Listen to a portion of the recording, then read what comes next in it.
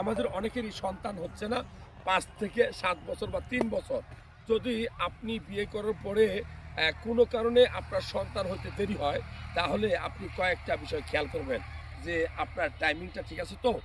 আপনার erectile dysfunction রোগ নাই তো? আপনার শুক্রাণুর কোয়ালিটি ভালো আছে তো? মনে রাখবেন এই যে শুক্রাণুর কোয়ালিটি ভালো আছে এই শব্দটার অর্থ হলো আপনি যদি বীর্য টেস্ট করেন, অ্যানালাইসিস করেন, বিশ্লেষণ করেন ১ ml বীর্য টেস্ট করলে আপনি মিনিমাম ২০ মিলিয়ন শুক্রাণু থাকার কথা। যদি তার চেয়ে কম থাকে তাহলে অলিগোস্পার্মিয়া, ভালো কোয়ালিটি না। যদি এই শুক্রাণুগুলা আপনার নড়াচড়া কম থাকে, ৩০% যদি শুক্রাণু হয় নড়াচড়া বা ৪০% এর নিচে হয়, তাহলে সেটা ভালো না। মনে রাখবেন আপনার শুক্রাণু নড়াচড়াটা ইম্পর্টেন্ট। আপনি কেন বাবা হইতে পারতেছেন না?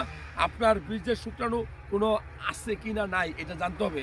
অনেকেই আছে একদম নীল হয়ে গেছে, যেটাকে অ্যাজোস্পার্মিয়া বলে। সো অ্যাজোস্পার্মিয়া হলে নরমালি বাবা হওয়া যায় না।